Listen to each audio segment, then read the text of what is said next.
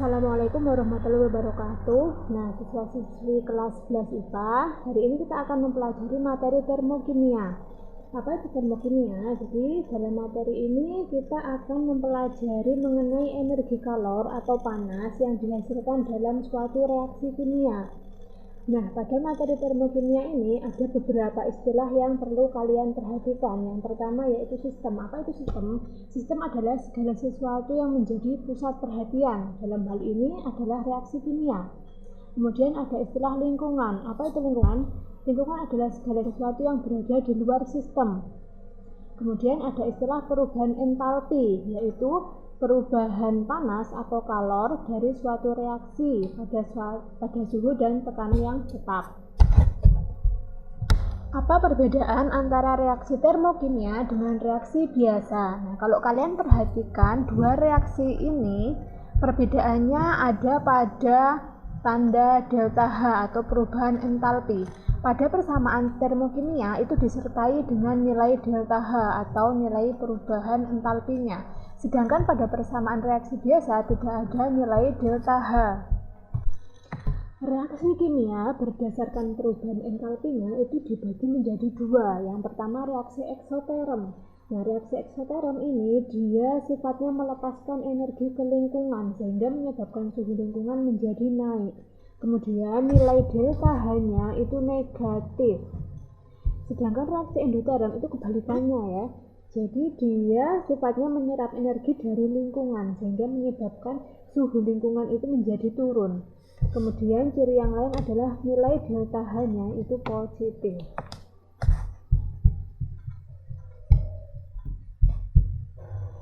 Jenis perubahan entalpi itu sebenarnya ada banyak ya, tapi yang paling banyak dibahas ada 4 ini, yaitu yang pertama perubahan entalpi pembentukan atau simbolnya delta HF. F ini berasal dari bahasa Inggris formation yang artinya pembentukan. Yang kedua perubahan entalpi penguraian atau simbolnya delta HD. D itu dari kata decomposition atau penguraian. Kemudian yang ketiga perubahan entalpi pembakaran. Simbolnya delta HC. C ini berasal dari kata combustion atau pembakaran. Dan yang keempat, perubahan entalpi netralisasi. Simbolnya delta HN. N ini berasal dari kata neutralization.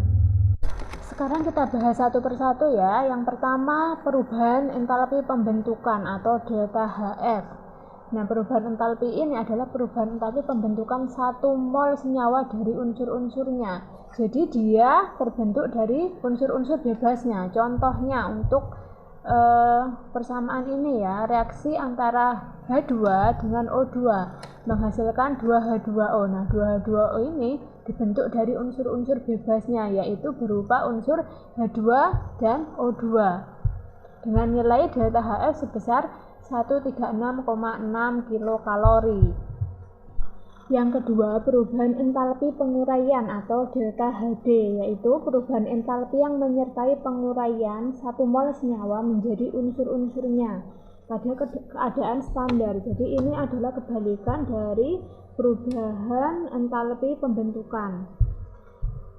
Coba kalian lihat persamaan termokimianya. Di sini senyawa CO2 diuraikan menjadi unsur-unsur bebasnya, yaitu unsur C dan unsur O2 dengan nilai delta H plus 393,5 kJ.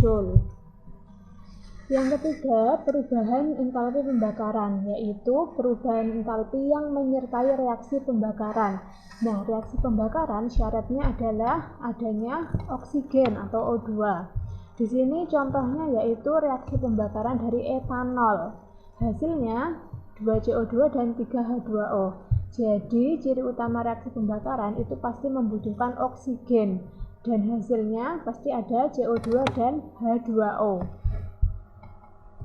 Yang keempat, perubahan entalpi netralisasi, yaitu perubahan entalpi yang menyertai reaksi netralisasi asam oleh basa. Jadi, pada reaksi ini pasti ada senyawa asam yang direaksikan dengan senyawa basa. Contohnya di sini yaitu NaOH sebagai basa direaksikan dengan asam HCl. Hasilnya pasti garam dan air. Jadi kalau asam dan garam itu direaksikan, hasilnya pasti air dan garam. Di sini hasilnya adalah NaCl dan H2O dengan nilai delta Hn min 57,1 kJ. Jadi nilai negatif di sini menunjukkan bahwa reaksi ini melepaskan energi ke lingkungan.